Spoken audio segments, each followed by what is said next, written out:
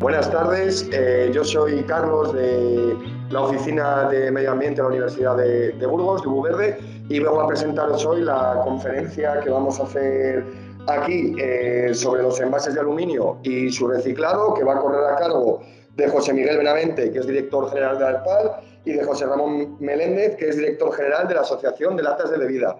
Y lo que van a venir a presentarnos pues es un poco explicarnos cuáles son las principales características del aluminio y su reciclado, y además pues de un reciente estudio que han hecho, explicarnos los resultados que han sacado. Y antes de dar paso ya a los ponentes, os comento que bueno, nos han traído unos obsequios tanto al taller que hicieron ayer como al de hoy, y antes de terminar la ponencia os daremos unas mochilas también con alguna cosilla que hemos traído desde UVerde. Entonces, sin más, pues yo dejo ya paso a los ponentes y nada, muchas gracias por haber venido. Gracias. ¿Qué hay? Buenas tardes. Hoy tengo que hablar sentado. ¿Qué pasa? Bueno, es igual. Vamos a seguir un poco. Yo creo que estabais ayer, a todos los que estoy viendo, pero alguien no. Bueno, pues en primer lugar, tenemos un sistema de hacer estas presentaciones que, por ejemplo, Olga y yo empezamos a hablar y de pronto nos interrumpimos, pues solo porque el que está hablando de pronto ha recordado que se ha olvidado una cosa, con lo cual hacemos más fluida la presentación. Los escuchadores no se aburren tanto. O sea, que veáis que cuando hablamos de esta manera, pues es una cosa que la tenemos, que ha surgido sola, no que la hayamos preparado así. Y entonces estamos abiertos siempre a las interrupciones, no de Olga a mí o yo a Olga, sino que estamos abiertos a que nos interrumpáis vosotros también por alguna cosa que no quede suficientemente clara. Si hay alguna pregunta que no sabemos contestar, vamos, que nos hacéis, o bien la contestamos, o bien si no la sabemos contestar, quedamos en la idea de que ya os contestaremos hasta cuando nos enteremos mejor de lo que queríamos decir. Y entonces, en primer lugar, seguimos hablando del reciclado del aluminio. El aluminio es el segundo metal en importancia industrial que existe después del acero. Por hacer una idea comparativa, estamos hablando de 1.600 millones de toneladas de acero en el mundo en un año. Estamos hablando solamente, digamos, 50 millones de toneladas de aluminio en el mundo en un año. Como características de comercio, por ejemplo, Europa carece de la capacidad suficiente como para autoabastecerse. Aquí estamos oyendo, por ejemplo, en las noticias de la televisión, que si se va a vender o no la fábrica que hay en el norte de Galicia, que es una fábrica muy importante y que evidentemente siempre surge el juego, que os quiero señalar, el juego que existe entre la industria eléctrica y la industria del aluminio. A la industria eléctrica siempre le ha interesado mucho tener unos clientes que son magníficos consumidores de energía eléctrica y que están obligados a suministrarle la electricidad con objeto de que el sistema de obtención del aluminio no se pare nunca. Y eso ha llevado a que se hicieran grandes apuestas por la industria del aluminio, como está pasando en San Ciprián, en el norte de Galicia, que estaba comprometida una nuclear para abastecer de energía eléctrica a un fabricante de esas características. La central nuclear no se puso, la industria eléctrica siguió su táctica eterna de ir subiendo los precios al aluminio, y como se le suban mucho los precios al aluminio en la fabricación, evidentemente el negocio no sale rentable. Y si no sale rentable, al final, pues acaba habiendo problemas como los sigue habiendo. Por daros una idea, ahora que estamos, no hacemos nada más que oír hablar de precios de kilovatio hora, de tal, de no sé qué, el consumo de aluminio para la fabricación de aluminio a partir del mineral supone 14.000 kilovatios, 14.000 kilovatios hora por tonelada, o sea, un consumo bastante alto. Sin embargo, cuando estamos hablando de metal reciclado, ese metal que se ha usado y que sale de lo que estamos acostumbrados a oír de las chatarras, de los chatarreros, etcétera, cuando nosotros reutilizamos ese aluminio fundiéndolo otra vez, transformándolo, y que por mucho que lo fundamos va a seguir manteniendo las mismas cualidades que tenía cuando lo hemos recogido como chatarra, entonces consumimos solo el 5% de la energía que consumimos cuando hacemos la obtención del aluminio a partir del mineral bauxita. Esto hay que tenerlo muy en cuenta porque, bueno, ahora es general, por todo conocido, el precio de las energías eléctricas, pero es una característica muy típica del aluminio. Y entonces, como estoy seguro que mis compañeros me van a regañar si sigo hablando, si no he pasado ni una diapositiva, pues entonces mejor me voy a poner...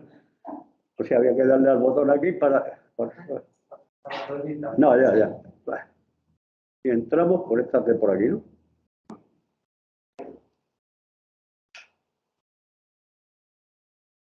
No sé bien si hay que entrar por arriba.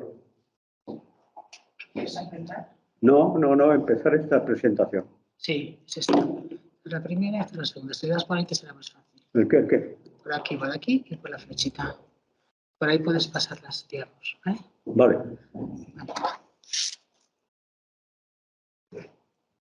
Bueno, el proceso de reciclado de los envases, estamos hablando de envases de aluminio. Hay mucho más aluminio en muchas otras cosas y tal vez con mucho más importancia que lo que tienen los envases, como por ejemplo son las placas de aluminio que se utilizan cada día para hacer los periódicos, para hacer las revistas.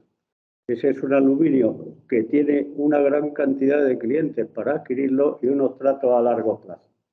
Entonces, para reciclar el aluminio tenemos que partir primero, llevar nuestros envases al contenedor amarillo. Puestos en el contenedor amarillo, donde habrá envases de aluminio, de acero, de plástico, etcétera, etcétera. No solo de plástico, que hay mucha gente que dice que en el contenedor amarillo solo va el plástico. No, van los envases que normalmente utilizamos, incluidos los de acero, aluminio, plástico, etcétera, etcétera.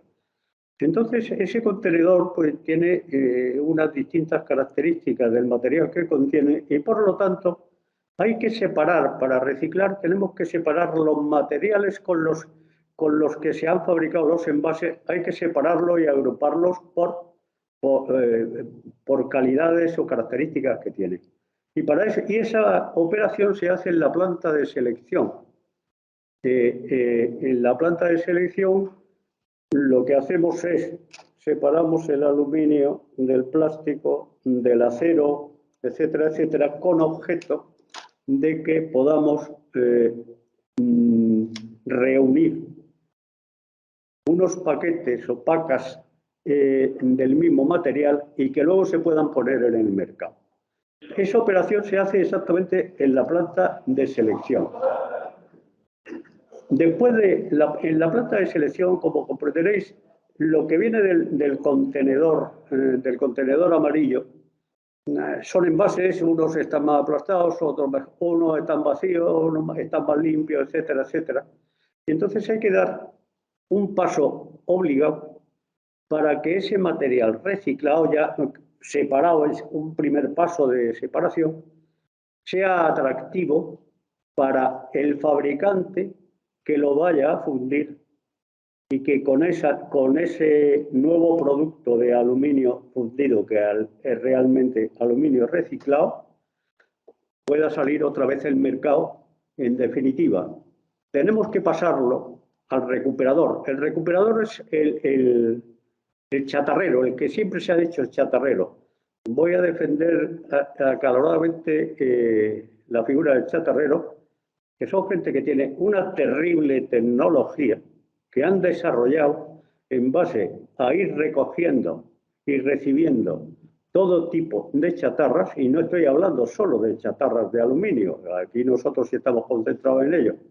Y entonces han generado una tecnología y parece que se decía con un sentido, y todavía se piensa con un sentido despectivo, en el chatarrero como algo que, no, eso es muy antiguo. El chatarrero, pues bueno, son unos industriales, unos empresarios que han desarrollado unas tecnologías que se adecúen necesariamente a las necesidades del material que están procesando, porque evidentemente van a ganar dinero con eso, pero han aportado y aportan cada vez más para que dentro de esta casilla que decimos el recuperador, los deje, hacemos siempre la comparación, que es como la Real Academia, que limpia, pule y da esplendor. Entonces, lo que hace un material que llega sucio, que se ha recuperado, etcétera, etcétera, así tal como sale de la planta de selección, normalmente no se puede echar a un horno porque sería muy complicado que no se contaminara el producto que se va a obtener del horno, que es el aluminio fundido. Y entonces esa operación es importantísima dentro del aluminio y de otros tipos de envases, pero básicamente el aluminio, porque el aluminio tiene unos precios que son mucho más atractivos que el de otros tipos de envases. Una vez que el recuperador o chatarrero ha puesto en condiciones, y al decir en condiciones, quiere decir que de manera que sea apetecible por el fundidor, porque el fundidor se va a poner sus mejores gafas y sus mejores aparatos para medir la calidad de lo que se le está ofreciendo, y entonces ya pasa a la fundición. Y en la fundición puede hacer muchas cosas, que puedes fabricar lingotes, que puedes fabricar tochos, que puedes fabricar planchas, para luego obtener todo esto. Todo esto se obtiene como previo a lo que luego van a ser los productos finales del reciclado del aluminio. Porque incluso el fundidor puede ser que haga un producto intermedio que no sea el que luego se coloca en la estantería de un supermercado, sino que el fundidor haga un producto primero para que luego otro fundidor más especializado que se dedique a hacer latas o a hacer motores de coche sea el que conforma finalmente la manera y la forma en definitiva, esto corresponde al que hemos fabricado nuevos productos de aluminio. Quiero hacer una advertencia, porque siempre hay tendencia a decir, bueno, y con este producto que yo he obtenido en un envase de aluminio, y hablo muy rápidamente, con el principal envase de aluminio como envase son las latas de bebida, luego os hablará Juan Ramón. Y entonces hay una obsesión diciendo, no, pero con esto vamos a fabricar otra vez latas de bebida. No, con eso se podrían fabricar otra vez latas de bebidas, y todo el proceso, cuando ha pasado a nuevos productos, en la fundición y a nuevos productos, lo aconsejaran porque comercialmente es interesante o porque el producto previo se ha preparado así para volver a hacer latas. Es algo complejo seguir la cadena, porque imaginad que, por ejemplo, estamos haciendo, y te estoy invadiendo, pero como tú lo vas a decir mejor que yo, te invado poco. Hacemos una plancha, imaginaos, vamos a ponerlo que no sea muy grande, 2 filas de estas, 1, 2, 3, 4, y 4 asientos. Y entonces un espesor, pues como así. Y todo eso se funde con metal fundido, todo eso se manipula, y al manipularse se puede manipular con otros procedimientos para adecuarlo a lo que pide el mercado. Normalmente, una placa, que se llama placa, así, lo que se hace es laminarla con objeto de obtener productos más finos y que sean lo más adecuados para luego utilizar y hacer, y ya nos centramos en envases.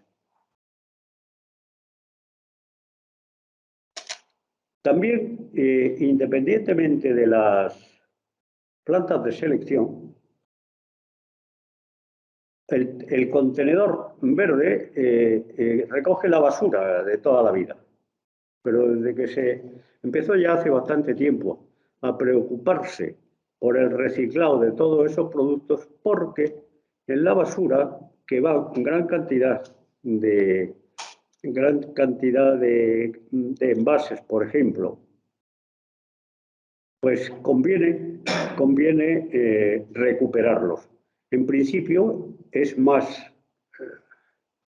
no es tan intuitivo, porque realmente se está echando en un contenedor que teóricamente no debería contener nada, pero la realidad es que lo tiene, y me atrevo a decir que yo en algún tiempo pasado dije que a lo mejor no había que haber hecho ninguna planta de separación, sino que adecuar las plantas de basura y de esas plantas de basura sacar los contenedores. Hoy sacar los envases que se están recuperando. Hoy se han mejorado mucho las tecnologías y en estas plantas de basura hay mucho envase que teóricamente debía de haberse depositado en el contenedor amarillo, pero se ha depositado en el contenedor verde y todo eso se está aprovechando.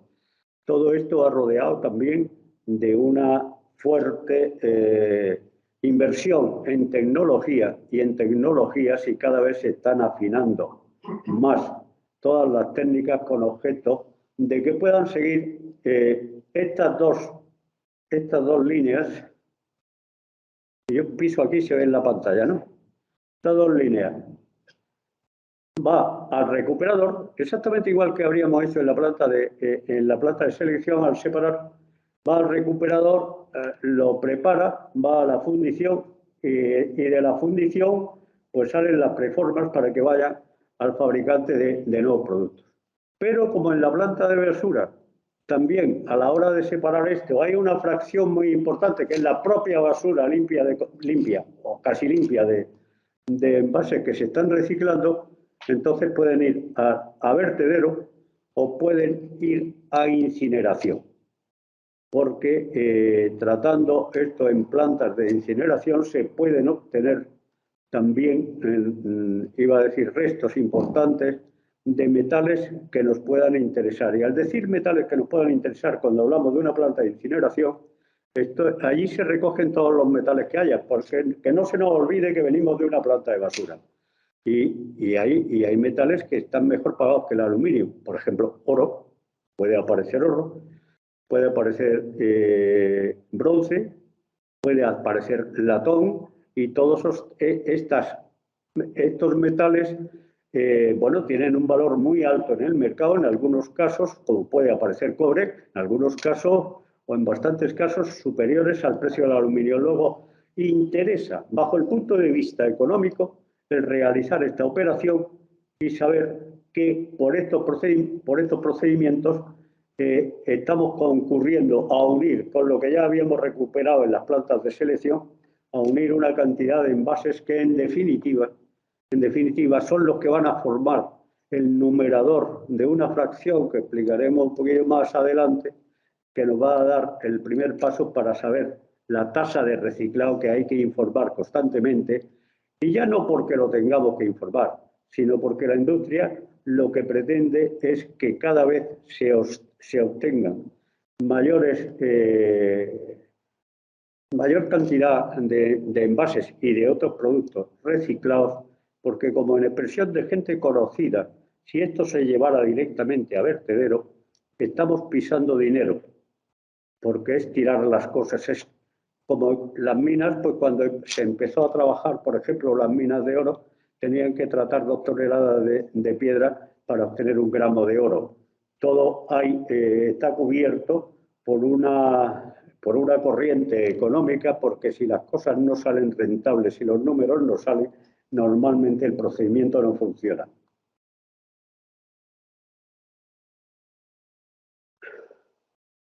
Entonces, en el año 2020, sí, estamos en el 22, toneladas adheridas, 123.449 toneladas. ¿Qué quiere decir toneladas adheridas?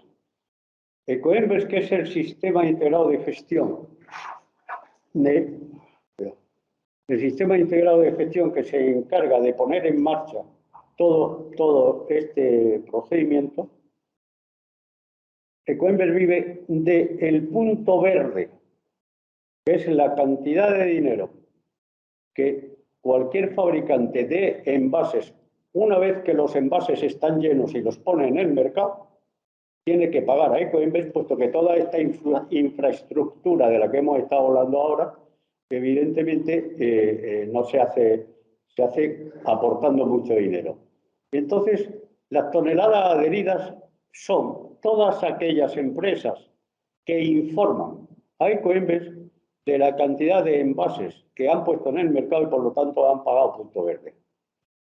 En los datos de Ecoembes correspondientes a 2020,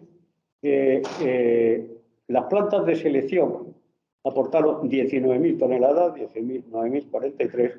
Las plantas de basura, la RSU, 28.955. Fijaos que ya aquí es superior la cantidad de RSU que las de las plantas de selección. Y luego fuera del hogar, imaginaos pues un partido de fútbol, un concierto y otros procedimientos que hay en bares, incluyendo incluso aquello que no es apetecible y que es pues todas las cosas que se tiran en la calle. Entonces, con eso estamos dando que los datos sumados dados por Ecoembes, por esas tres fuentes de información, digamos que van a formar parte del numerador de la fracción. Digamos, esto es lo que hemos conseguido recuperar, esto es lo que se recicla. Y las toneladas adheridas son precisamente lo que los envasadores que han puesto productos envasados en el mercado informan a Ecoembes y evidentemente pagan el punto verde.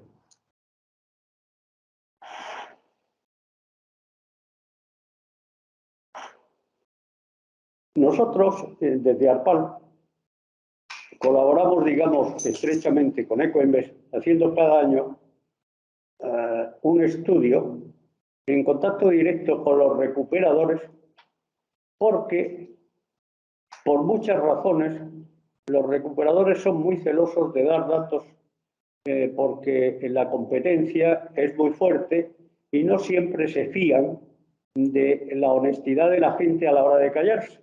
Y por lo tanto hay que ayudar un poco para sacar las cifras de los recuperadores que no se han puesto de manifiesto en ninguna sala, en ninguna planta de selección, ni siquiera en la de basura en masa. Y para eso ARPAL hace un estudio, lleva haciéndolo 20 años, y lo que hacemos es ponernos en contacto directamente con muchos recuperadores. Algunos han dado directamente su cifra a Ecoembes y otros no quieren darlo porque no se fían, porque es un problema de competencia, no se fían de que esos datos no vayan a estar en manos de su competencia, de otros recuperadores, y es un poco complicado. Hace 20 años inventamos este procedimiento y seguimos utilizando. Y entonces, los datos que estamos hablando del año 2020, el total de toneladas recicladas fueron 64.000 toneladas, 64.287, que partían de nuestro estudio y que había que sumar a los datos que Ecoembes en sus plantas de selección, en sus plantas de RSU, ha obtenido. Y entonces, teniendo en cuenta eso, se llega a obtener la tasa de reciclado para el año 2020 del 52,1%. Creo que está magníficamente hecha estas diapositivas, aunque yo en estudios de estos siempre he defendido no poner decimales, porque la posibilidad de error en un estudio de estos tipos, yo mantengo que no es de decimales.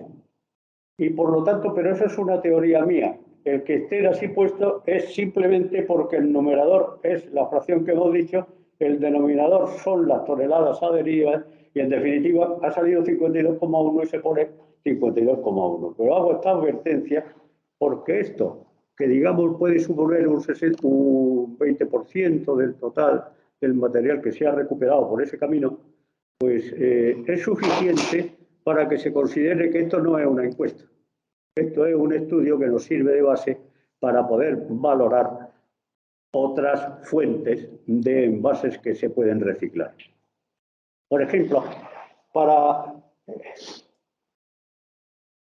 fomentar el que todo el mundo lleve al contenedor amarillo los envases, nosotros partimos de una cosa que estamos haciendo ahora.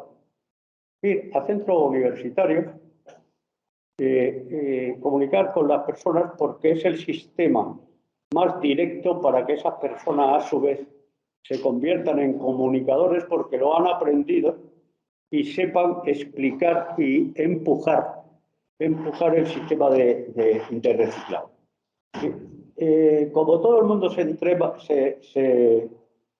ahora se inventa palabras y luego se inventan iniciales y luego lo ponen en inglés, luego al final no se entiende nadie de lo que se quiere decir.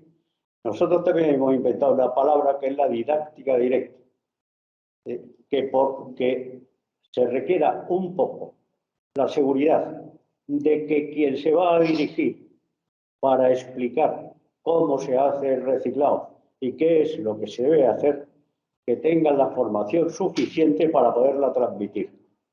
Hay personas, y ojo, hay personas que se dedican, pues no sé, a enseñar paisajes y todas esas cosas, perfecto. La persona que enseña paisajes a lo mejor también es un magnífico explicador de cómo se tienen que recoger los envases para reciclar.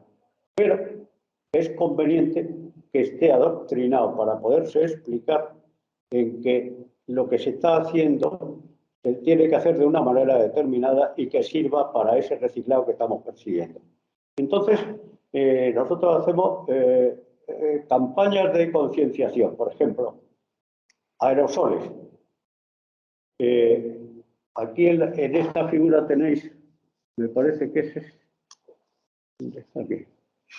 Esta figura tenéis un poco lo que ha presidido el hacer un acuerdo a nivel internacional con una asociación de peluquerías para ver cuántos aerosoles se consumen de aluminio en las peluquerías, para lo cual pues desplegamos una serie de contenedores amarillos en las peluquerías, de manera que se recogieran allí y luego se llevara al contenedor amarillo normal. Esto ha tenido bastante éxito. Por otra parte, los aspersores son de un aluminio bastante puro y solo hacer una advertencia. Viene en cualquier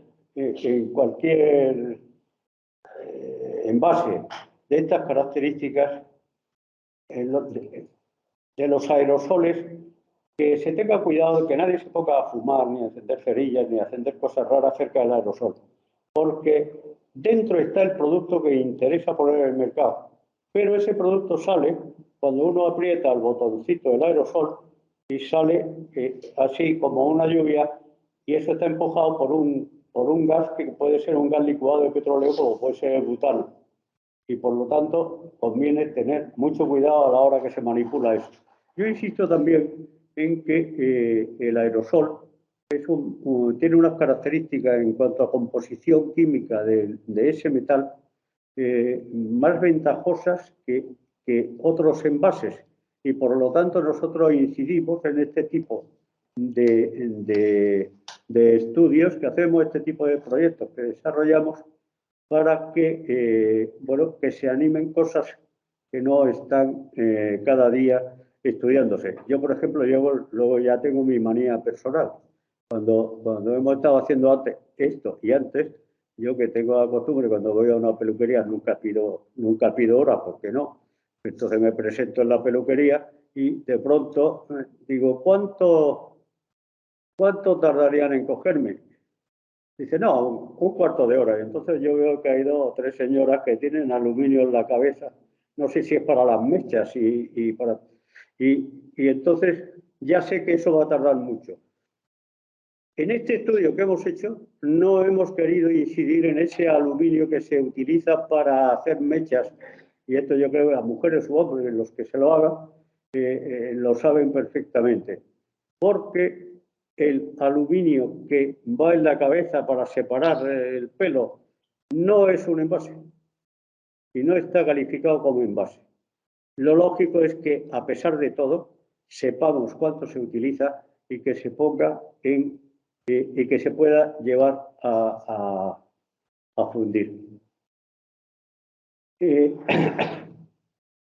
¿Cómo conseguir mejor rendimiento en las plantas? Bueno, conseguir más aluminio en las plantas de reciclaje, en las plantas de selección y en RSU, pues realmente Ecoembes, que es el sistema integrado de gestión que pilota todo esto, hemos desarrollado un plan estratégico del aluminio apoyándonos primero en mucho conocimiento que ya tiene Ecoembes, que lleva funcionando más de 20 años, y apoyándonos pues, en todas las técnicas que tengamos de poder prever qué pasa de aquí al año a dentro de 5 años.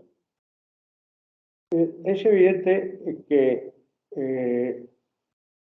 si ponemos mejores instalaciones, porque las primeras plantas de selección que se implantaron, yo siempre lo he dicho y realmente fue así, estaban casi destinadas casi exclusivamente pensando en que hubiera dos materiales a reciclar, que eran el hierro y el plástico. Pero luego pues se ha dado nos hemos dado cuenta todos, y bueno, y sobre todo, pues, Ecoembes, que es el sistema integrado de gestión, de que hay otros componentes, como por ejemplo es el aluminio. Es el aluminio que es muy caro, que tiene mucho valor, y por lo tanto, pues, que convenía hacer un plan estratégico específico para el aluminio. El plan estratégico está en marcha. Y además está en conexión directa, no podía ser de otra manera, está en conexión directa pues, con la legislación que emana de la Comunidad Europea y que se traduce luego en legislación española que se está incorporando, y no sé si ha sido en esta semana o la semana que viene, cuando ya las directivas de la Unión Europea para el reciclado se ponen en marcha, se convierten en ley en España. Un sistema para mejorar la recuperación de los envases de aluminio, instalación de más separadores de Foucault. Bueno, los ingenieros han trabajado mucho en buscar tecnologías que permitan separar, porque claro, vamos a poner el envase más importante, que la lata, de la que Juan Ramón va a hablar luego. Entonces, tienes que separar un material que es magnético, como es el acero, o la hojalata. Es que los del acero se enfadan mucho cuando llamamos hojalata, es hojalata. Y luego separarlos del aluminio. El acero tiene la ventaja de que es magnético, que le ponga un rodillo con un imán, lo vas depositando en un lado. Sin embargo, el aluminio no es magnético, pero como yo digo, es magnetizable mediante una técnica que se la dejo a Juan Ramón para que se lo explique, digamos, no es intuitiva, es bastante complicada, que son las corrientes de Foucault. Las corrientes de Foucault tienen la misma base científica que tienen las cocinas de inducción. Lo que pasa es que es un sistema mucho más, que además se lo brindo a Juan Ramón para que luego lo explique. Sí, es que voy a poner un vídeo, o sea, que lo vais a poder ver directamente. Y entonces también recoger, porque cuando el producto entra después del contenedor amarillo, va al camión, el camión lo lleva a la planta de selección, etcétera, etcétera. El primer paso que hay es como un cedazo, pero giratorio, un tromen, que evidentemente para que haga de cedazo tiene unos agujeros por donde se cuelan parte de las cosas que se quieren reciclar. El material que se ha colado por el cedazo, por el tromen, tiene un tratamiento posterior, del cual se recupera también el aluminio que se haya podido escapar y algunos otros materiales que son interesantes también. ¿Cómo vamos de tiempo, Olga? Pues te quedan 2 minutos.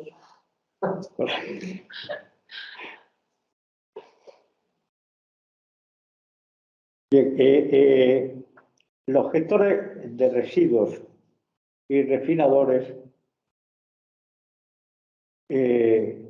permiten el que tengamos acceso a una mayor cantidad de aluminio.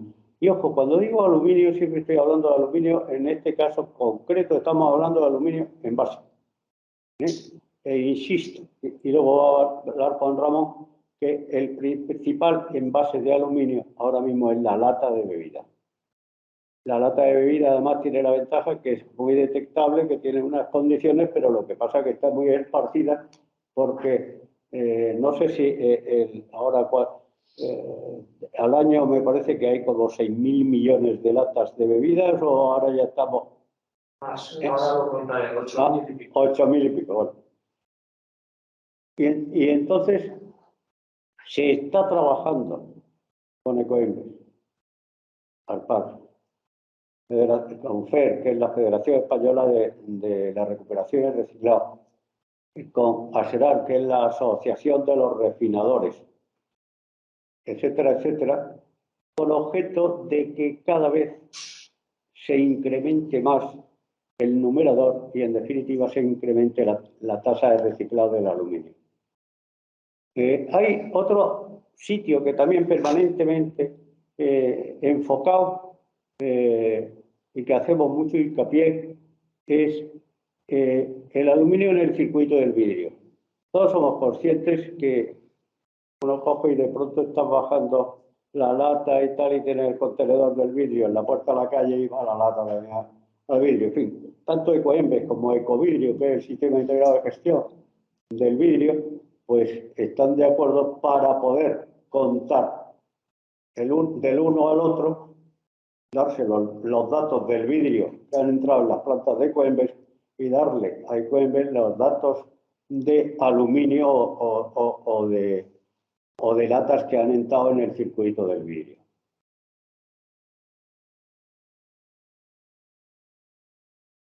Otro sitio donde hay aluminio que es utilizable y es reciclable en las escorias de incineración. Las plantas de incineración lo que hacen es quemar todo el volumen de...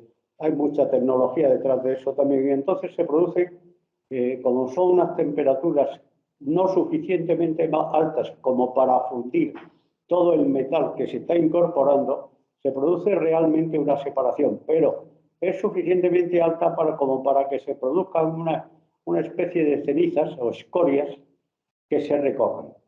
Y esas escorias, bueno, pues hay escorias de todo. Y interesa recoger pues todo lo que vale dinero ahí. Y en definitiva no verter nada al medio ambiente. Y de esas escorias también intentamos que se admitan. Es muy complicado por parte del Ministerio y por parte de las leyes europeas que se admita, pero la realidad es que de ahí también se saca cantidad de aluminio y de otros metales. A nosotros nos interesa mucho más el aluminio. Todo esto, por parte de Ecoembes, que ha enhebrado y se sigue enhebrando y se sigue revisando, con nuestra colaboración también, evidentemente, se sigue revisando el plan estratégico del aluminio, con objeto de que podamos aportar cuanto más mejor al numerador, que es el que en definitiva va a regir, con los números ya fijos de lo que se ha puesto en el mercado, va a regir la tasa de reciclado. Y por último, creo que es la última, ¿no? Sí. Olga, una cosa en la que hago mucho hincapié. La industria del aluminio desde hace tiempo se está hablando aluminio primario, que es el que parte de las cubas electrolíticas, partiendo del mineral bauxita, ese que consume 14.000 kilovatios hora, y ese se llama aluminio primario. Cuando empieza a dársele, desde hace mucho tiempo, empieza a dársele importancia al aluminio reciclado. Entonces, pues si el otro primario, este es secundario. He sido y soy un enemigo acérrimo de que cuando estamos en la época del marketing, de la comunicación, etcétera, que no se llame a las cosas por su nombre. Entonces, en esta diapositiva hay que sustituir la denominación de aluminio secundario por aluminio reciclado, que es lo verdadero. Porque decir que alguna cosa es secundaria parece que es de peor calidad. Se pueden fabricar las mismas cosas con el aluminio reciclado que con el aluminio electrolítico. Y por lo tanto, esto que parece que no tiene ninguna profundidad es importantísimo. Luego yo personalmente estoy arreciando bastante para que se incluya.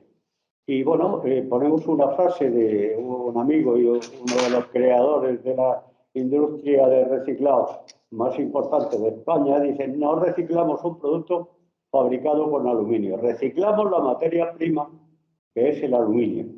Porque no importa, ese producto puede proceder de una lata y luego podemos estar haciendo una rueda de bicicleta. Y como ya Olga me está mirando así un poco de reojo, perdonad si me he alargado y luego pues seguimos el curso. ¿De acuerdo? Gracias.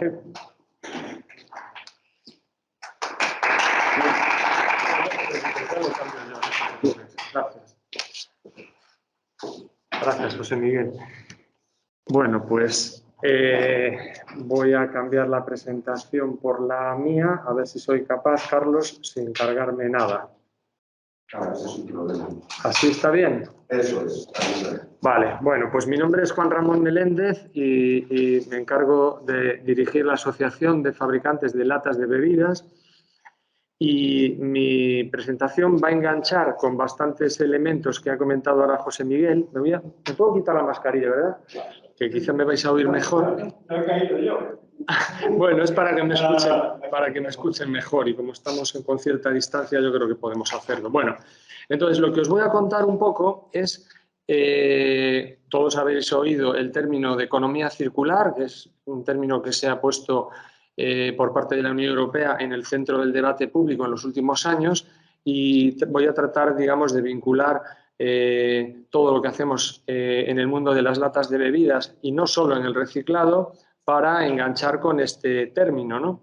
Y qué mejor que empezar por bueno, primero, muy rápido, que sepáis que la Asociación de Lata de Bebidas está formada por estas 3 empresas, que son las 3 empresas propietarias de las 6 fábricas de latas de bebidas que hay en la península ibérica.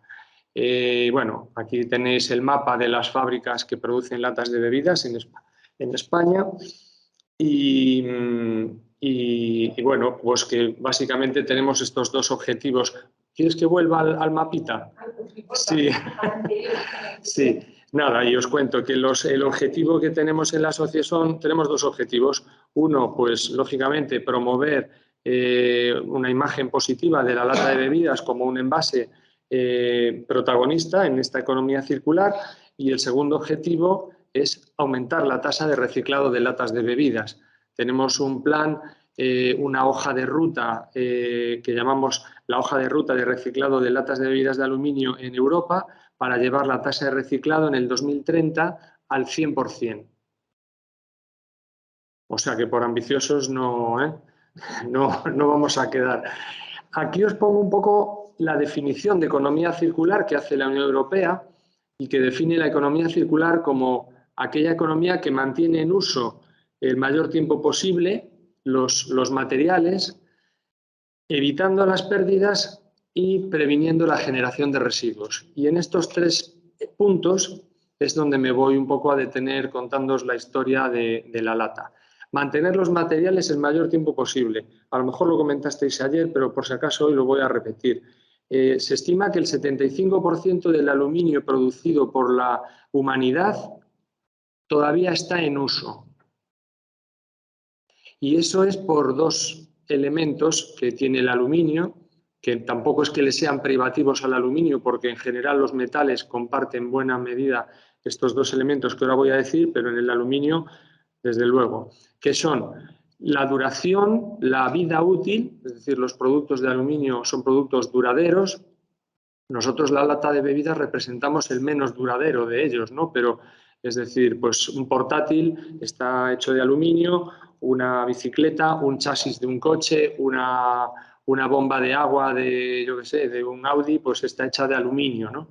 Y dura mucho tiempo, pero además luego viene la segunda parte, y es que cuando termine su vida útil, como ha explicado perfectamente José Miguel, ese aluminio puede tener una segunda vida convirtiéndose en lo que en ese momento la sociedad requiera, que puede ser, ahora mismo he mencionado los coches, porque la automoción y especialmente los coches eléctricos están consumiendo mucho aluminio y por lo tanto, digamos, son un sector que están absorbiendo aluminio, pero no importa, es decir, la lata de bebidas se puede convertir de nuevo en una lata o se puede convertir en un motor de un coche. Lo importante es que vuelva a convertirse en un aluminio aprovechable y que no haya que ir a la naturaleza a sacar el mineral, digamos, de una cantera, ¿no? Esta es un poco la idea. Evitando las pérdidas y la generación de residuos, ahora os contaré en qué estamos trabajando los lateros para evitar las pérdidas y prevenir la reducción de residuos, ¿no? Bueno, aquí nos tiramos un poco el pegote de que somos circulares, como la economía circular, y básicamente por estas tres cosas, ¿no? Mínimo uso de materiales, ahora os contaré lo ligerísima que es la lata de bebidas y qué poco material se utiliza para envasar, y qué poca energía se requiere, sobre todo cuando reciclamos las latas, como ha contado José Miguel, porque se ahorra un 95%, ¿no?, del consumo energético. Pero es muy importante también lo que mencionamos ahí, el consumo responsable.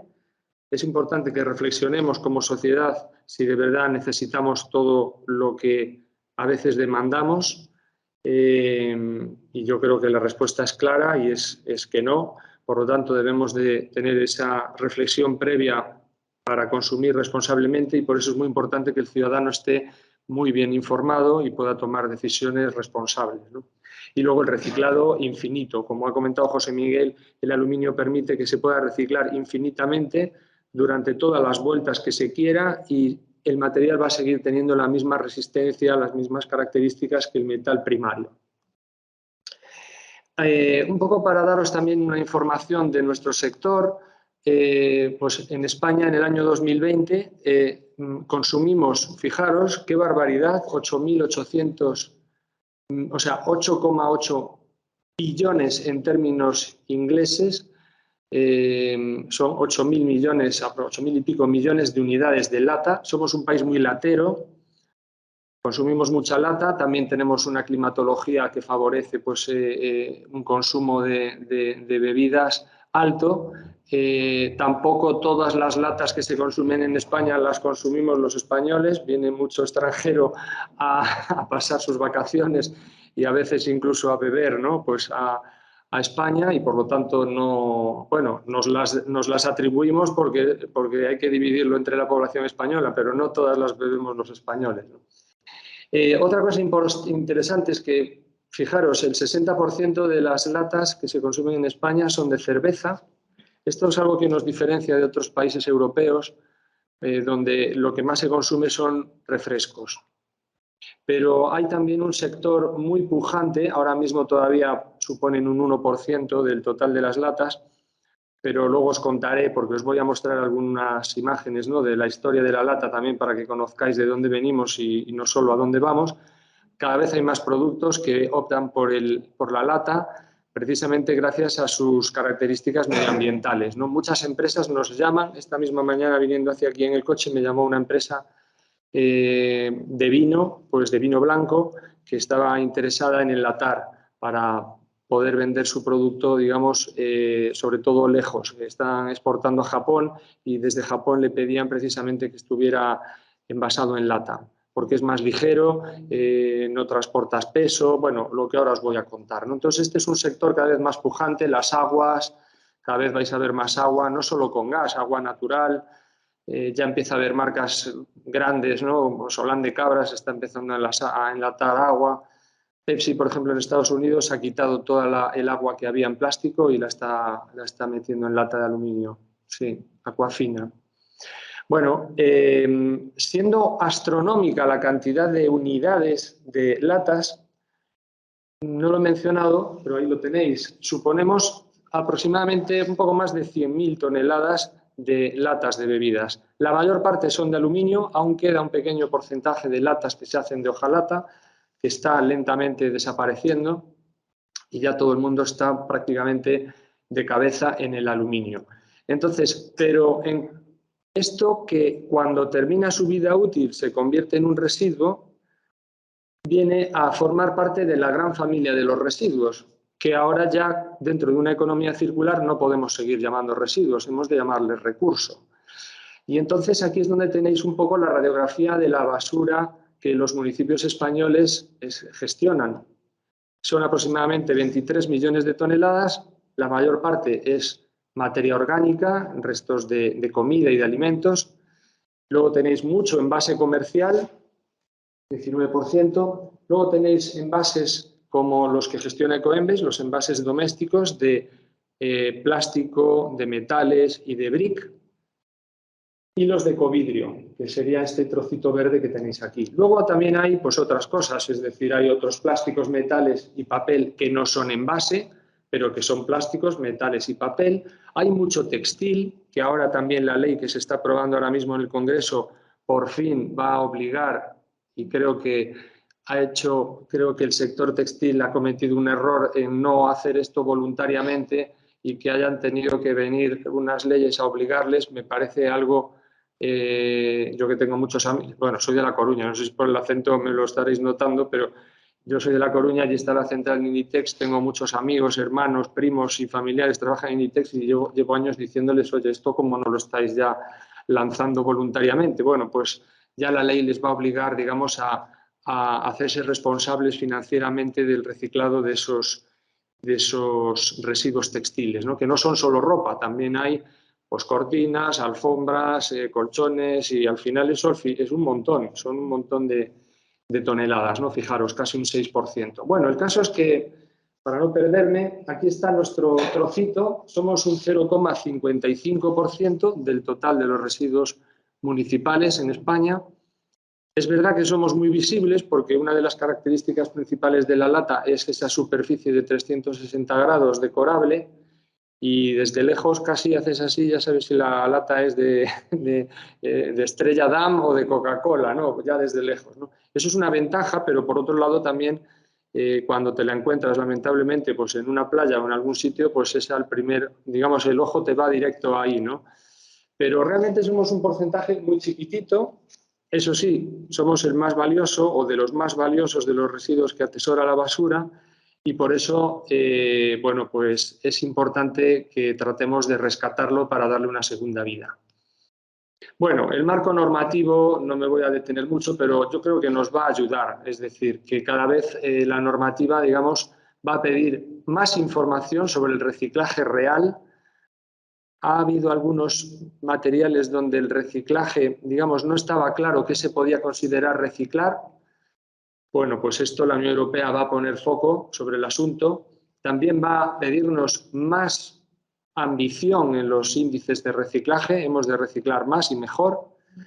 Y además hemos de diseñar, en nuestro caso, los envases, pero en el caso de otros residuos, como pueden ser los electrodomésticos o los coches, por ejemplo, que no están en este gráfico, porque aquí he presentado los residuos municipales, no los residuos industriales, pero se pide que se diseñen los productos pensando en esta circularidad, es decir, que los productos sean fácilmente desmontables, fácilmente reparables, que cuando se estropean no digan, bueno, es que no te interesa repararlo, te es mejor comprar otro lavavajillas. Oye, a lo mejor ha fallado esta pieza y el problema es que está diseñado y está montado que no puede sacar esa pieza, ¿no? Entonces, una de las cosas que también esta nueva legislación nos va a pedir es ese diseño que permita y favorezca la preparación para la reutilización y para su reciclado, ¿no? Y en esto las latas lo tenemos bastante fácil. Otros materiales como por ejemplo el brick o como los envases plásticos lo van a tener un poco más complicado. ¿Por qué nosotros creemos que estamos en ventaja? Bueno, pues primero porque es un envase monomaterial, no tenemos tapones, no tenemos elementos secundarios dentro del envase. Todo el envase está hecho del mismo material, en este caso de aluminio. Se separa fácilmente de otros residuos y para eso me he permitido, a ver si funciona, el vídeo de una corriente de Foucault. Sí, pues mira, me lo estaba pasando. Aquí lo vais a ver. Esto es una cinta transportadora y la basura viene por aquí y cae. Pero lo que es aluminio, vais a ver cómo salta por encima de esta superficie metálica, de manera que lo que es aluminio pasa por aquí y lo que no es aluminio cae por aquí. En estas imágenes que os voy a mostrar, para que se vea bien cómo salta la lata, no vais a ver todos los residuos, vais a ver latas, pero creo que se ve perfectamente cómo las latas saltan cuando llegan al final de esta cinta. Aquí lo vamos a ver un poquito más a cámara lenta, inducidas por esa corriente de Foucault que mencionaba José Miguel antes. Aquí veis la lata, tranquila, aplastadita, y de repente ahí pega un salto y pasa por encima de esa barrera, ¿no? Este es uno de los mecanismos que hay en las plantas de selección, incluso en los chatarreros, para poder separar convenientemente, sin que haya que hacerlo a mano, que sería imposible, pues los envases de aluminio. Además, que no se me olvida, se recicla infinitamente, lo que he dicho antes, se puede reciclar todas las veces que se quiera, que el uso no va a perder calidad. Es decir, que se puede reciclar todas las veces que se quiera. Que ahorra la energía, pues esto también lo ha contado José Miguel. Y un tema importante, su ciclo se cierra volviendo a convertirse en aluminio. Es decir, esto es aluminio, pues vuelve a ser aluminio. Y ya luego lo que hagas con ese aluminio, pues eso ya dependerá del momento en el que la sociedad esté, y que si en este momento pues hace falta aluminio para hacer, pues no sé, satélites, pues se harán satélites. Si se quieren hacer bicicletas, pues se podrán hacer bicicletas o se podrá hacer una nueva lata. Eso ya, digamos, es menos importante. Lo importante es que el material vuelve a estar otra vez en uso. Luego también estas posibilidades de la lata y de su reciclado están muy bien, pero no dejan de ser potencialidades. Y lo importante es que eso se convierta en realidad. Y esto, por eso decimos que su reciclado funciona. Es decir, que eso ya está ocurriendo hoy en día, tanto en nuestro país como en Europa, y digamos que no es una realidad tampoco que sea ajena o que esté muy alejada. Lo que es importante y creo que hay que agradecer es tanto a los ciudadanos que a veces con su esfuerzo, pues oye, separan en su casa los envases, los meten en una bolsa y los llevan al contenedor amarillo, desde luego son los primeros héroes, pero también hay unos segundos héroes que pocas veces la gente recuerda, que son los ayuntamientos, que son los que se han encargado de disponer de esos contenedores, de esos camiones, de esas plantas de selección, para que todo eso pueda tener un camino que conduzca a su reciclado, ¿no? Aquí tenéis un cuadro para que veáis de lo que se recicla, del aluminio que estamos reciclando en España, cuánto viene de cada sitio. Bueno, veis que hay dos fracciones de color amarillo y anaranjado, son las fracciones selectivas. Unas son los contenedores amarillos y otras son las recogidas fuera del hogar, que antes mencionaba José Miguel. Que no solo se recicla lo que va a los contenedores amarillos de la calle, hay muchos sitios donde la gente se concentra, consume, pero no es el ayuntamiento el que lo gestiona. Entonces, pues en el Santiago Bernabéu, en el Wanda Metropolitano, en el Nou Camp, en la Warner Bros., en el Parque de Atracciones, en el aeropuerto de Madrid, en el aeropuerto de Barcelona, en los hospitales, en los comedores de las empresas, en las prisiones. Esto me gusta contarlo porque yo en Galicia conozco una de las prisiones que está en Pontevedra, en Alhama, y no, como está alejada, está en un alto de una montaña, no hay agua potable. El agua que tienen en la prisión es para los baños, pero no es apta para el consumo. Entonces, todo el consumo, tanto de los presos como de los funcionarios, como de las visitas, tiene que ser bebidas envasadas. Entonces, imagínate la generación de residuos que se produce en esa prisión, pues mucho más que en el resto de todo el ayuntamiento. Bueno, pues allí también hay unas recogidas selectivas para separar pues, las botellas de bebidas, las latas de bebidas, las cajas de cartón, etcétera, etcétera. Es decir, que hay una parte selectiva muy importante, pero también estamos sacando bastante material, un 45% de lo que reciclamos lo obtenemos de la basura. Es decir, que algunas veces esas latas que vemos en la basura o vemos en una papelera van a tener una segunda oportunidad cuando llegan a la planta del ayuntamiento y el ayuntamiento las procese y tenga una corriente de Foucault. ¿Significa esto que da igual que tiremos la lata en un contenedor amarillo o en un contenedor de basura? No. ¿Por qué? Porque en un contenedor de bolsa amarilla la eficiencia de estos sistemas de recuperación como la corriente Foucault es muy alta. Si tiramos 100 latas en un contenedor amarillo, las corrientes de Foucault y los sistemas que hay van a separar 99, pero si tiramos 100 latas en una papelera, apenas vamos a rescatar 40. Que no está mal, porque hay otros materiales que no tienen esa suerte, no las van a poder rescatar. Si tú ves una botella de plástico en una papelera, de ahí no va a pasar, esa no va a llegar a ser reciclada. O un brick. Sin embargo, una lata sí. Entonces, bueno, esto nos interesa contarlo porque es algo que la gente normalmente desconoce, pero nos da miedo que la gente interprete a la vista de esto, pues joder, si da igual que lo tire en un sitio que en otro, pues venga, ¿qué me da menos trabajo? ¿Tirarlo en la basura? Pues a la basura. Y no es así. Si quieres asegurar tu reciclado, tíralo en el contenedor amarillo y entonces ya te puedes quedar tranquilo de que se va a reciclar. Aquí tenéis algunas imágenes de esas latas que obtenemos de las escorias de incineración. Esta es, por ejemplo, de una planta que hay en Mallorca y esto, así es como se queda la lata después de que la basura ha sido valorizada energéticamente. Y estas latas se reciclan perfectamente. De hecho, los recicladores las aprecian mucho porque ya están limpitas. Todo lo que no era aluminio pues se ha volatilizado, ¿no? Esta es un poco la secuencia que antes contaba José Miguel, ¿no? Pues el producto, la lata, el residuo que ya ha sido tratado y ya ha sido paquetizado en estas balas en el chatarrero. Esto se lleva al fundidor y aquí ya se convierte en un flujo de aluminio líquido y de aquí ya pues se hace, pues en este caso, un lingote tan bestia como este que veis aquí. Y ya luego esto se lleva a una empresa que lo lamina y hace, digamos, la materia prima que luego utilizamos los lateros, que no deja de ser más que una bobina, ahora os pondré un vídeo, una bobina de papel albal, pero enorme, de la que hacemos las latas, ¿no? Este dato me parece interesante, es decir, oye, pues al reciclar una lata ahorras energía suficiente como para mantener un televisor encendido durante 3 horas, es decir, oye, es una cantidad importante de energía. Y otro dato importante es que este proceso de reciclado es bastante rápido. Cuando tú tiras una lata en un contenedor amarillo, apenas va a tardar 2 meses en volver a tus manos en forma o de una lata o de otro producto de aluminio.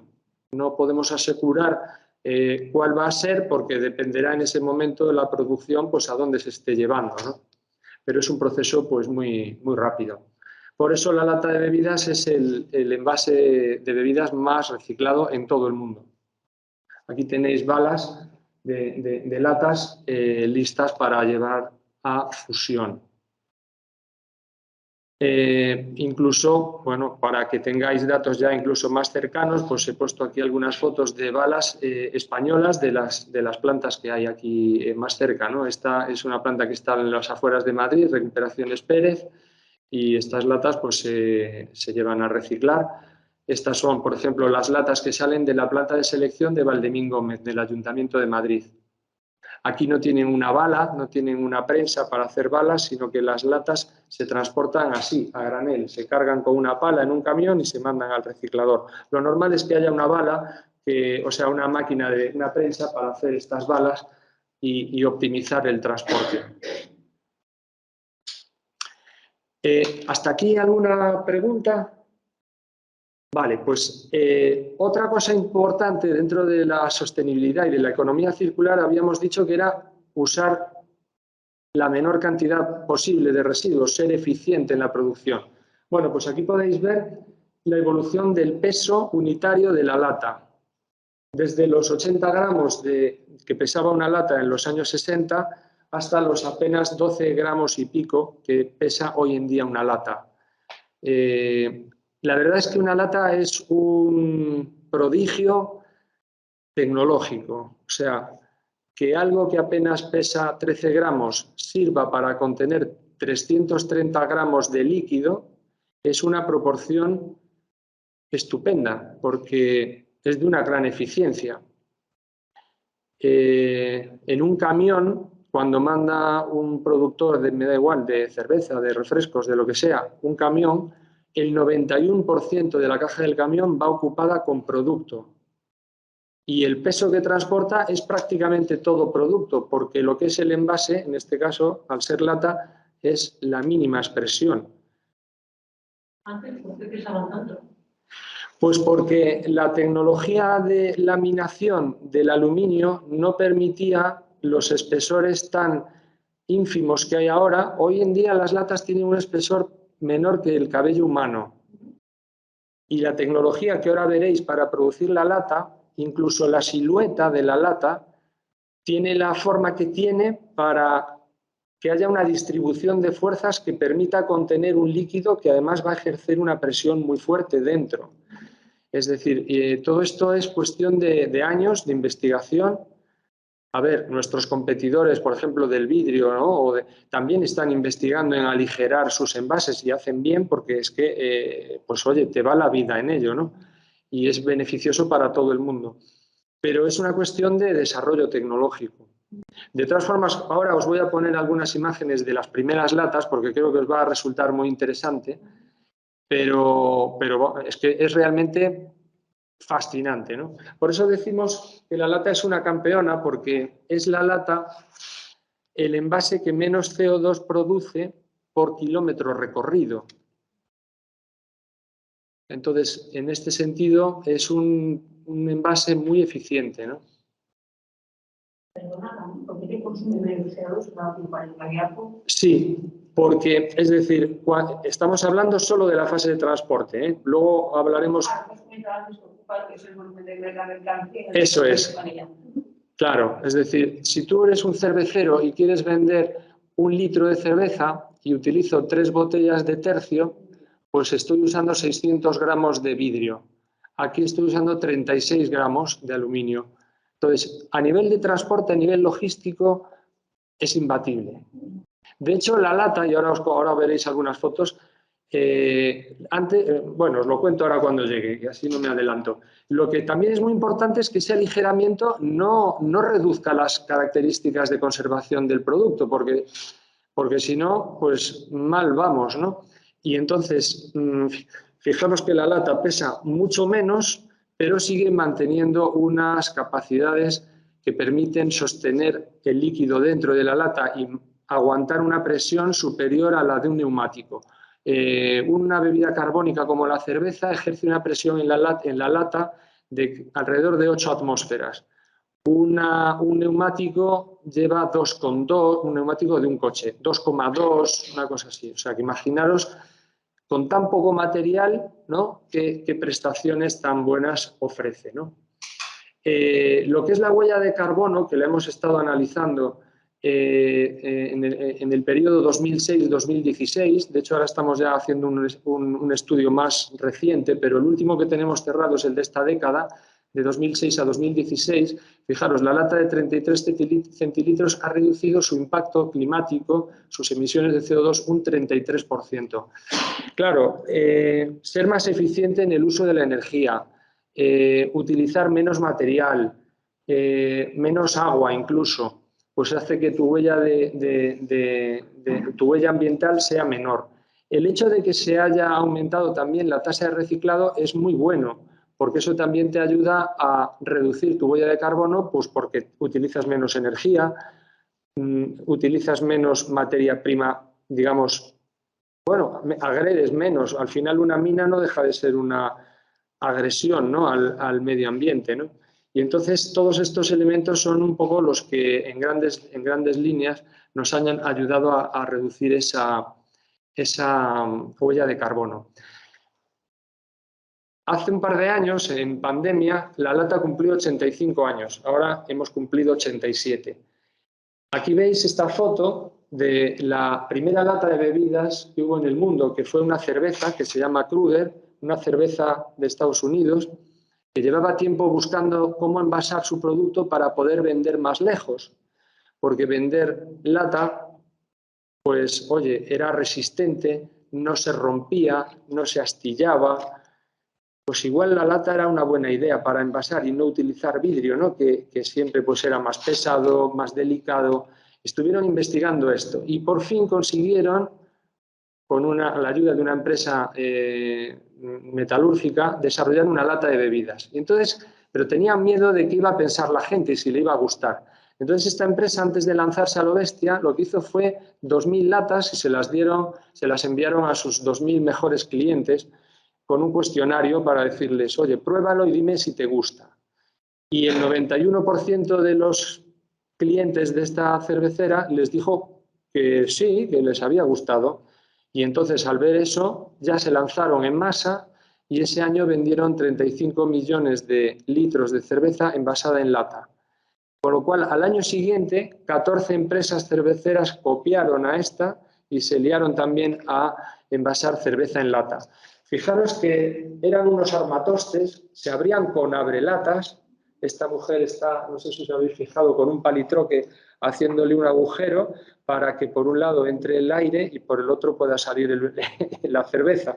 Pero aquí las veis, la mar de glamurosas, con sus sombreros y tal, disfrutando de una experiencia en aquel momento novedosa, ¿no? Y ahí nació la lata de bebidas. Aquí la tenéis. Nosotros tenemos además hemos comprado hace poco a un coleccionista que tenía una colección muy buena de latas y entre la colección está esta lata. Y tenemos una exposición que hacemos con la Unión de Consumidores de España y movemos por España para contar la lata de bebidas, cómo nos ha ido acompañando en la sociedad en los últimos 35 años. Así que aquí tenéis las primeras latas. Durante un tiempo convivieron estas latas de tapa plana con estas latas que imitaban un poco lo que era el cuello de las botellas de vidrio con una tapa en forma de tapón corona, de chapa. Pero finalmente las que se impusieron fueron las de tapa plana precisamente porque era mucho más fácil de transportar y ocupaban menos espacio. Esta, por ejemplo, que veis aquí, se hizo para enviar cerveza a las tropas durante finales de la Segunda Guerra Mundial y está decorada muy fea para que no brillara y por si algún soldado pues la bebía en un momento de tranquilidad en una trinchera, pues que no le vieran desde lejos y le pudieran disparar. Pero claro, ese transporte de este tipo de productos solo era posible en este tipo de envases. En vidrio hubiera sido imposible.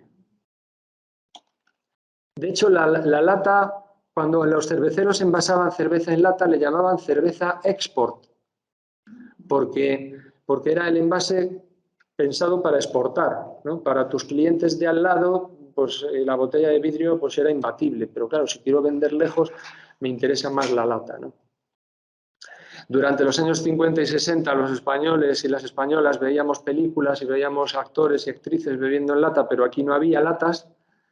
La lata pasó de estar hecha de 3 cuerpos, es decir, una tapa abajo, una tapa arriba y un cilindro, a estar hecha de 2 cuerpos, que es lo que os voy a poner ahora en el vídeo, que es un cuerpo, que es la parte de abajo, y una tapa. Y esto fue un adelanto muy grande, como lo fue también el abre fácil, que es este sistema de apertura que algunos os acordaréis, que era una anilla que tirabas y se arrancaba y se separaba totalmente de la lata, ¿no? Enseguida la industria se dio cuenta de que eso de que la anilla se separara totalmente de la lata, pues era un problema, porque luego terminaba tirada por ahí. Entonces ya inmediatamente se pusieron a pensar la manera de que esta anilla sirviera para abrir y por lo tanto te evitara el abrelatas, pero no se separara totalmente del cuerpo principal de la lata. Y eso ocurrió un poquito después. Esta es la primera lata de bebidas que hubo en España, también de cerveza, Skol, y bueno, pues supuso un hito. Bueno, aquí hay un ejemplo, siempre lo contamos y en la exposición llama mucho la atención, pero creo que es bonito visto con distancia. Fijaros la publicidad que utilizaba Skol para anunciar la lata, el sexismo que imperaba en aquel momento, ¿no? Y pasado mañana es día de excursión. Compre hoy para su marido y pone entre paréntesis, y para usted, como si, bueno, usted es la que menos nos interesa, cerveza Skol en lata, ¿no? Bueno, pues esto no solo era normal en aquel momento, sino que era un argumento de venta. Pues esto que es absolutamente inaceptable, en aquel momento era algo percibido como natural. Y creo que es un ejemplo bonito de que nos podamos dar cuenta de que en poco tiempo pues hemos cambiado muchas cosas. Es verdad que puede que queden muchas todavía por cambiar, pero vamos, este tipo de cosas hoy no se le ocurriría a ningún cervecero ponerlo en el mercado con estos argumentos porque directamente, bueno, supondría su destrucción, ¿no? Bueno, pues latas como la de Naranjito, que en su momento, pues oye, pues fueron simbólicas del Mundial de España, 82. Bueno, ya en los años 80 se introdujo la anilla en la que quedaba digamos, la anilla quedaba fijada a la lata.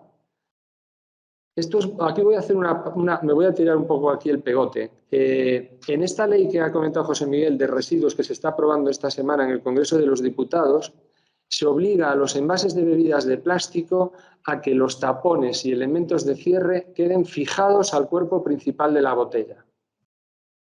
Y vuelvo a lo de antes. Ha tenido que venir una ley en el año 2022 a obligarles a esto. La lata de bebidas voluntariamente, mucho tiempo antes de que fuera obligatorio, ya introdujo esto porque vio que era una mejora necesaria. Y como decía Baltasar Gracián en esta frase, si al final vas a tener que hacer algo, pues mejor hacerlo voluntariamente antes de que te lo impongan. Y vete, digamos, aprovechando y vete preparándote para esa situación y hazlo voluntariamente y además presume de ello, porque todavía en aquel momento pues no había ninguna obligación, pero era bueno, pues si es bueno, hazlo, ¿no? En cuanto te sea posible. Bueno, luego, nada, muy rápido, hay algunas latas tan bonitas como estas que ya tienen texturas, tienen formas.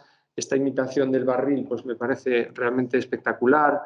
Ha habido unos desarrollos en el mundo de las latas pues muy interesantes, ¿no? Para hacerlas más atractivas. Tintas termocrómicas, por ejemplo, para saber cuándo la lata está fría y ya te la puedes beber, pues la estrellita cambia de color, si se pone azul es que está fría. Ahora han hecho unas tintas para las bebidas que se consumen en las discotecas y con estas luces, digamos, pues que la lata brille. Bueno, se están haciendo cosas, la verdad, muy, muy, muy llamativas, muy bonitas. Esto es una curiosidad. Los rusos beben tanto que consumen latas de 1 litro y podemos fabricarlas, pero claro, tiene que ser un ruso que bebe mucho y que no le importe que la cerveza se caliente. En España nos gusta la cerveza fría. Preferimos sacar una latita, bebérnosla y cuando ya hemos terminado, pues si queremos otra, pues sacamos una segunda, pero una lata de estas no te la bebes sin que la cerveza pierda su temperatura, ¿no? Pierda su frescor. Bueno, también se hacen latas con forma de botella, como esta que estáis viendo. Por lo tanto, digamos, las posibilidades de la lata pues, son estratosféricas, ¿no? La impresión, se pueden hacer pues eso, impresiones de alta definición como estas que veis aquí. Esta fue la primera lata de relieve que hubo en España, Heineken. Esta, por ejemplo, es una lata que se hizo para el Mundial de Rugby con la intención de evitar que la gente usara vaso de plástico. De manera que la anilla no solo abre una boquita, sino que separa íntegramente la tapa del estilo de las latas de aceitunas. De manera que cuando lo abres, la lata ya te sirve de vaso. Esto, por ejemplo, claro, trae el problema que os comentaba antes de la anilla. Oye, y si esto lo tiran por ahí, pues vamos a tener un problema con todas estas anillas y estos cierres tirados. Esto, por ejemplo, lo ha estado mirando AVE y lo ha estado mirando Iberia para cuando la gente pide una lata de refresco o de cerveza, ya no ponerle un vaso, sino que lo pueda beber de esta manera. Y sin el riesgo de que eso luego pueda quedar tirado, porque al estar metido en un tren como en el AVE o en un avión, pues que esté, digamos, el material controlado, ¿no? También están surgiendo desarrollos para hacer latas recerrables. Lo que pasa es que aquí la industria está investigando cómo hacer estos cierres sin que sean de plástico y que sean también de aluminio para no perder la monomaterialidad que queremos preservar, ¿no?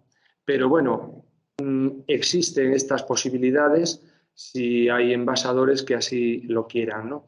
Luego, por el mundo de la cerveza artesanal se ha lanzado a la cerveza, a la lata, como elemento, digamos, para poner el producto en el mercado. Hacen diseños preciosos. Aquí veis alguno de una cerveza española, Arriaca. También el agua, ya esto lo podéis encontrar ya en muchos sitios, agua en lata. Y como os digo, cada vez nos vienen más peticiones precisamente huyendo un poco del plástico, ¿no?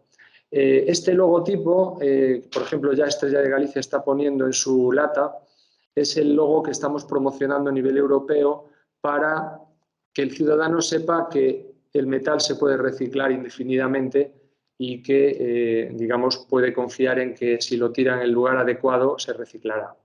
Y entonces esta parte me voy a saltar lo que son el cómo se fabrica y os voy a poner un vídeo y así pues en 3 minutos lo vemos y me salto todo este rollo. Aquí tenéis... Espera, que yo creo que se puede ver más grande, ¿no? No, bueno. Esta es la bobina de aluminio que viene de ese lingote que hemos visto antes. Esto es lo que llega a nuestras fábricas. La bobina se va haciendo pasar por estos soportes y va a llegar a una máquina que va a troquelar, va a cortar círculos de ese aluminio y va a hacer como si fuera un posavasos, pero que tiene un pequeño reborde. Son estas copas, que es como se llaman técnicamente, que es el germen de lo que luego va a ser la lata.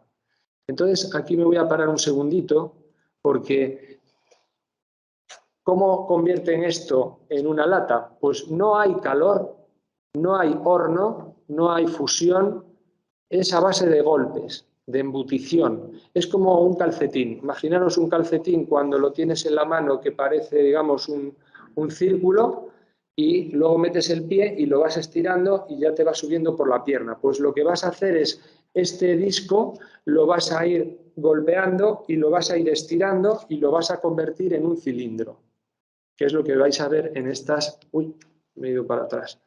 Aquí lo vais a ver en estas máquinas.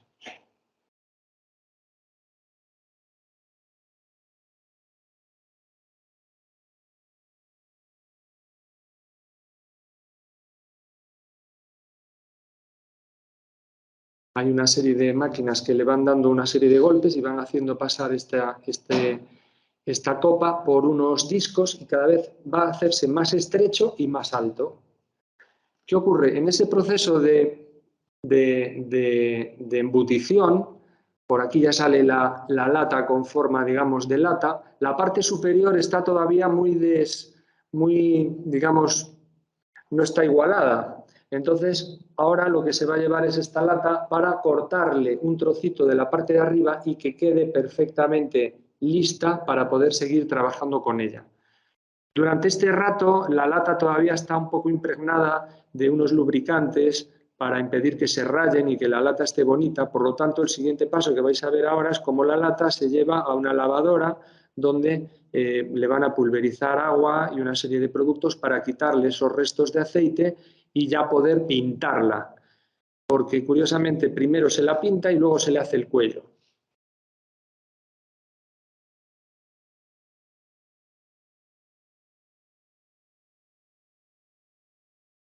Aquí veis la lavadora y cuando sale de la lavadora, por el otro lado, hay unas corrientes, bueno, unas corrientes de aire caliente, ¿no?, que hacen que se evapore ese agua y la latita pues ya esté limpita y lista para pasar por la impresora. El proceso de impresión es muy rápido, de decoración. Como os digo, se pueden hacer verdaderas maravillas con la decoración de las latas. Aquí veis los conductos de refrigeración de las máquinas. Y aquí ya pues sale la latita ya decorada, aunque todavía sin el cuello. Todas las latas se pasan por unos controles para verificar que no hay ningún poro ni ninguna imperfección que luego pueda, digamos, perjudicar, ¿no? Aquí ya la lata ya se le ha hecho el cuello, aquí se está inspeccionando cada una de las latas, aquí veis el proceso de pulverización, aquí se pulveriza una especie de laca dentro de la lata para que el producto que se meta dentro tenga el periodo de consumo preferente adecuado y que llegue el producto en perfectas condiciones al ciudadano y no se estropee. De manera que, digamos, esta película lo que hace es proteger el producto, pero esto es algo que pasa con la lata de bebidas y con la lata de conservas, ¿eh? O sea, fijaros que la lata de conservas puedes tener una lata, yo que sé, de sardinas y tienes un periodo de consumo de 3 años o de 4, ¿no? Sin necesidad de frío, que es una cosa también asombrosa, ¿no? Pues este es un poco el... Sí. Perdón, ¿en la lata de conservas se utiliza aluminio? ¿En la lata de sardinas?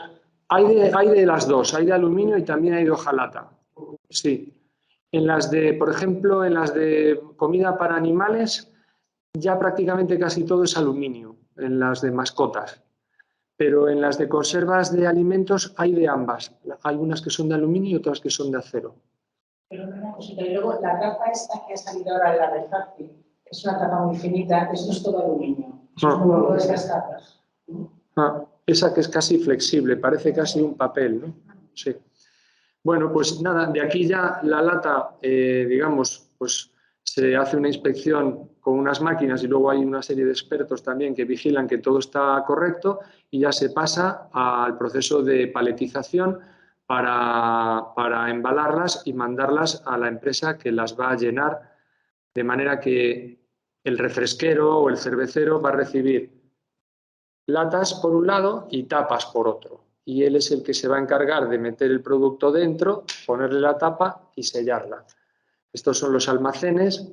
Una de las ventajas que tiene la forma de la lata es la apilabilidad. Aquí podéis ver cómo están manejando latas vacías, que pesan muy poco y son muy inestables, pero el palet no se descuajeringa porque la base de la tapa, o sea, la base de la lata encaja perfectamente con la parte superior de la lata sobre la que se apoya. Y bueno, y este es más o menos el proceso. Aquí también os contaba un poco cómo se fabrica la tapa, cómo se decora la lata, pero bueno, y ya en una última parte, ya para terminar, nosotros tenemos un proyecto que se llama Cada Lata Cuenta, que es un proyecto de sensibilización ambiental, sobre todo para concienciar a la gente de que recicle fuera del hogar. Porque sabemos que en el hogar, por las encuestas que tenemos, el 83% de los españoles manifiestan, también estas encuestas ya sabemos que hay que cogerlas un poco así, porque, claro, cuando tú le preguntas, ¿usted recicla? Todo el mundo te dice que sí, ¿no? Pero luego la realidad es que no, ¿no? Pero bueno, la mayor parte de la gente en el hogar sí separa, pero también sabemos que ese porcentaje, sea inflado o no, se reduce cuando le preguntas si recicla fuera de casa. Entonces es precisamente este proyecto lo que busca es tratar de concienciar a la gente para que recicle fuera del hogar. De manera que cuando va a conciertos, cuando va a festivales, cuando va a las fallas, cuando va a fiestas populares, va a un gran premio de Fórmula 1, a uno de motociclismo, que recicle y que lo separe. Y entonces, por ejemplo, aquí tenemos algunas fotos de unas campañas que estamos haciendo en las playas, que están funcionando muy bien. Lo que hacemos es poner contenedores amarillos lo más cerca posible. En unos casos es en el paseo cercano a la playa, en otros casos el ayuntamiento, por ejemplo es el Ayuntamiento de La Coruña, nos dejó poner los contenedores en el Arenal para que ya la gente no pueda decir, es que está muy lejos. Joder, pues si te lo estoy poniendo en el Arenal. Y además ponerles unas banderas para que la gente los vea desde lejos. Ah, mira, allí está el contenedor, pues ya sé a dónde tengo que ir. Y por si fuera poco, luego lo que ponemos son unos monitores que van con unas mochilas durante unos días, no solo animando a que la gente eche la lata en estas mochilas, sino también explicándoles estas ventajas que produce el reciclado de la lata, ¿no? Para que de alguna manera también se conciencien, ¿no? Esta es otra campaña que hemos hecho, por ejemplo, con el Alcorcón, con el club de fútbol, que también tiene un equipo de fútbol femenino, y jugando con que la camiseta del equipo es amarilla y el contenedor al que le pedimos que lleve los envases es el amarillo, y entonces el lema pues es este: ser amarillo, ser inmortal, una lata nunca muere. Por ejemplo, esta campaña pues la hemos hecho con los heavies y el lema es el metal nunca muere. Los rockeros siempre dicen que los viejos rockeros nunca mueren. Bueno, pues hemos querido un poco involucrarles en esta práctica medioambiental como es el reciclado de la lata, juntando este concepto de que el rockero nunca muere y el metal tampoco, ¿no? Bueno, la verdad es que aquí podéis ver los diseños fantásticos que se hacen en las latas de bebidas. Aquí esta es una recopilación de latas relacionadas con el rock, pero vamos, que se hacen latas que son verdaderas maravillas, verdaderas obras de arte. ¿Verdad? Sí, pues la verdad es que se hacen cosas con muchísimo gusto. Ahora, por ejemplo, las aguas y los vinos están haciendo unas latas preciosas, más delicadas, no con estas cosas así tan llamativas, pero están haciendo verdaderas obras de arte, ¿no? Y por mi parte, pues nada más, daros las gracias por aguantarme este rollazo que os he largado y estamos a vuestra disposición si queréis hacer alguna pregunta. Muy interesante, ¿eh? Quería preguntar, Gracias. has hablado de la huella, ¿es el cálculo de la huella de carbono? Sí. ¿Es el cálculo de la huella hídrica o de la huella En el ACV, en el análisis de ciclo de vida, se analizan varios parámetros. Se analiza la emisión de CO2, la eutrofización del agua, la acidificación... Perdón. Quita la presentación. Ah, vale, vale. Y así que quede la llamada y así ya para que se grabe. Aquí en este iconito. Aquí, en Sí, este. en el Skype, ahí está. Vale. Perfecto. Vale, gracias. Pues se analizan varios parámetros. A veces, precisamente esto es injusto, es decir, cuando solo mides la huella de carbono, pero no mides la huella hídrica o no mides otra cosa, a lo mejor estás mejorando en las emisiones de CO2, pero estás trasladando el problema a otra cosa, ¿no? Y efectivamente, como tú dices, la huella hídrica es muy importante y sobre todo en España, que somos un país que en muy poco tiempo vamos a tener graves problemas con el tema del agua. Así que sí, se incluye la huella hídrica. Sí. Es que además la norma de ACV te obliga a vigilar varios de estos parámetros y que no te centres solo en uno. Hay una norma UNE que regula cómo tienes que presentar estos estudios para asegurar que no estás solo midiendo lo que te interesa. Tienes que medir, creo que son 9 categorías de impacto ambiental las que hay que medir. Al ACV, no, a los estudios de ACV, para cualquier cosa, pues hay una, ahora mismo no sé qué, pero ahora te doy una tarjeta y te lo miro. Hay una norma UNE, una norma europea que regula cómo se ha de realizar un análisis de ciclo de vida y en caso además de que lo quieras comunicar, también regula cómo lo tienes que contar. Es decir, tiene que haber sido revisado por un panel de expertos independiente. No vale que te lo hagas tú y digas, oye, he hecho este ACV y me ha salido esto. No, no. Si lo vas a contar en público y lo vas a publicar o vas a hacer un artículo, tiene que haberlo revisado un panel de expertos independientes para asegurarse de que lo que has hecho está bien hecho. Pero sí, luego de memoria no me la sé. Sí, ACV, sí. Sí. Básicamente la idea es que, oye, no analices solo una parte que te interesa a ti, sino que analices todo el ciclo de vida, desde que se produjo el aluminio hasta que ha terminado la vida de tu producto. Porque a lo mejor en una fase eres muy bueno, no sé, pero en otro eres muy malo. Entonces, claro, pues hay que analizarlo todo porque si no estás falseando, ¿no?, la información. Esto es otra cosa también que, y ya no me enrollo más, la ley esta de residuos que se está aprobando y el decreto de envases que va a venir a continuación, precisamente una de las cosas que va a obligar es a que la información que se dé al ciudadano, por ejemplo, respecto a la reciclabilidad, esté verificada por entidades expertas y ajenas a los que producimos los envases o los utilizan. Es decir, no vale que Coca-Cola me diga mi botella de plástico es reciclable, es 100% reciclable. Para poder decirlo en tu etiqueta, vas a tener que obtener esa certificación de un tercero experto e independiente de ti, Coca-Cola, del que hizo la botella, en este caso del que hizo la lata, es decir, ya está bien, porque yo me canso de ver envases en el supermercado que pone 100% reciclable y coges al reciclador y le preguntas y le dices, oye, ¿esta bandeja de pizza es reciclable? Y te dice, no. Y dices tú, bueno, es que encima no es que digan es un 30% reciclable, es que dicen un 100% reciclable. Entonces, ya está bien de que cada uno es como las notas de los hijos, ¿no? Solo faltaba que fuéramos los padres los que le pusiéramos las notas a nuestros hijos. Pues claro, así pues aprobarían todos y todos tendrían un 10. Bueno, pues por eso tiene que venir otro a analizar realmente si el niño se sabe la lección o no, porque si no, pues aquí todo el mundo hablaríamos maravillas de nuestros hijos y no estaría todo en un plano de igualdad, ¿no? Muy bien, no sé si...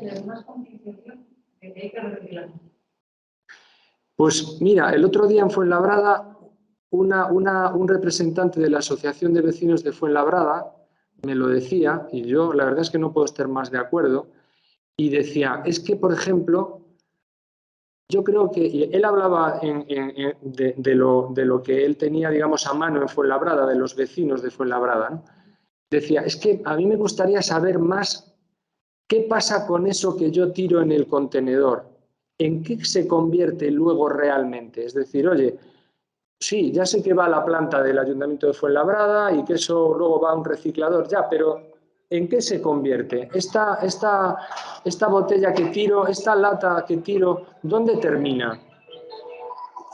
Porque decía él, muchas veces tengo, no te preocupes, decía este hombre, y tenía toda la razón, muchas veces voy al contenedor amarillo con la bolsa, o voy al contenedor de vidrio con las botellas, o voy al azul, al del cartón, y digo, joder, seré gilipollas. O sea, a lo mejor soy el único que lo hace. Yo no sé mis vecinos si lo hacen o no, y yo estoy aquí perdiendo mi tiempo en casa, mi espacio en casa, que tengo allí una historia del verde, el otro, el azul, el no sé qué. Ahora me piden la materia orgánica, que separe la materia orgánica para hacer compost. Claro, tengo ya la cocina invadida de cosas. ¿Realmente esto vale para algo? ¿De verdad sirve? Y por eso una de las cosas que animamos y le pedimos a Ecoembes que ponga más hincapié en visibilizar lo que ocurre con lo que se recicla para que veamos exactamente productos con nombres y apellidos que están hechos con material reciclado. Y entonces me parece importantísimo las visitas. Yo toda la gente que conozco que ha venido a ver una planta de selección de residuos o ha venido a ver un reciclador de latas, ese queda convencido para siempre. Porque es que cuando lo ves con los ojos, pues ya no tienes argumentos para decir otra cosa, ¿no? Las empresas han visto muy poco. Pues no te digo yo que no, claro. Hay de todo. Sí, a veces por falta pues no sé cómo hacerlo, por falta de dejadez. También, ¿sabes qué pasa? Va habiendo... ¿Perdón? Hay mucho desconocimiento. A ver, en las empresas medianas y grandes probablemente pues habrá conocimiento. A lo mejor no hay dinero para hacer la separación o no hay, falla alguna cosa, pero conocimiento hay. Pero en España, que tenemos tanta pequeña empresa, pues no en todas las empresas hay ese conocimiento y esa preocupación. Y entonces, bueno, pues hay que ayudarles. Yo sé que, por ejemplo, Ecoembes tiene una línea de acción con UGT y con comisiones obreras precisamente para dar formación a las empresas, precisamente en esa selección de residuos, y se le dotan de medios y de cartelería para que puedan ayudar, digamos, a la empresa a poner en funcionamiento este tipo de sistemas, ¿no? Pero es verdad, todavía queda mucho por hacer. Ahora, también hay que decir que en el poco tiempo que llevamos haciéndolo en España se han hecho avances bestiales. Yo empecé, a mí me contrataron en el año 95 en el mundo del vidrio para empezar a poner contenedores de vidrio por Galicia. Bueno, pues yo me acuerdo de ir a los ayuntamientos y decirle al alcalde, oiga, le pongo aquí unas cosas verdes para que la gente tire las botellas y nosotros nos encargamos de ponerle el contenedor, recogerle el contenedor, darles charlas a los colegios, le hacemos todo. Y aún así no querían, y hoy vas por cualquier sitio y ves contenedores en los sitios más insospechados. y ya no forman parte de una cosa rara, es decir, ahora los ves en todos los sitios y ya casi ni te das cuenta, porque estás tan acostumbrado a ver los contenedores de colores que no te llaman la atención. Pero yo me acuerdo en aquel momento que salía una entrevista por la calle a la gente y salía un contenedor de vídeo detrás y yo me ponía como loco, como si fueran mis hijos. Y ahora pues ya es tan frecuente pues que ya a nadie le llama la atención, ¿no? Pero bueno, se ha avanzado yo creo que bastante. Efectivamente, tenemos que hacerlo, sí. Nada, gracias. Una cosa muy importante es la información, aparte de las campañas de concienciación y demás. Nosotros desde ARPAL hemos firmado un acuerdo de colaboración con ACIA, esa asociación de TX de información ambiental, para alimentarlos con información sobre reciclado. En el caso del aluminio, reciclado ya y creemos que todo lo que es información a la ciudadanía es importantísimo. O sea, campañas curradas, pero también información. Que dicen, no, si a mí me lo trabajo por reciclar. Sí, es la contestación científica. Pero mira, hemos cambiado muchísimo y os voy a dar un dato muy rápido. Nosotros el año pasado, a finales de año, o sea, hace apenas 4 meses, hicimos un estudio en 7 países de Europa, entre ellos España, haciendo 1000 encuestas telefónicas para ver lo que opinaba la gente pues, sobre la lata, sobre su reciclado y tal, ¿no? Y bueno, pues eran las mismas preguntas en todos los países, pero nos permitían a cada país introducir 5 preguntas. Pues oye, a ti en España, ¿qué te interesaría saber, no? Y yo introduje 5 preguntas, que es un poco a lo que voy con este cambio que ha habido un poco de mentalidad. Entonces, yo creo que, a ver, estamos ya en una situación de emergencia climática tan importante que a lo mejor hace 20 años había cosas que, bueno, pues las pedías por favor. Pero ya después de tanto tiempo de pedirlas por favor, yo creo que ya a lo mejor hay cosas que hay que empezar a exigir a la gente por el artículo 25. Esta era un poco mi teoría. Y entonces, quise ponerla a prueba, y entonces introduje una pregunta en el cuestionario para que se le hiciera en la encuesta telefónica, que era: